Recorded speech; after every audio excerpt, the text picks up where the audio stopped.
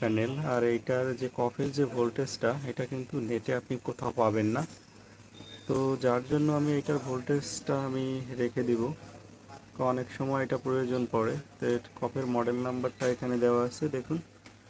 এরপর আমি ভোল্টেজটা আপনাদেরকে মেজার করে দেখাবো যে কোথায় কত ভোল্টেজ রয়েছে। এখানে কপের নাম্বার রয়েছে,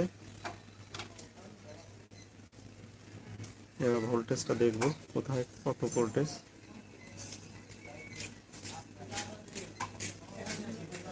3.3,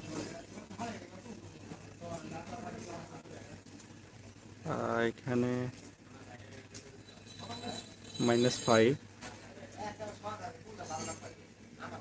পয়েন্ট 2.9,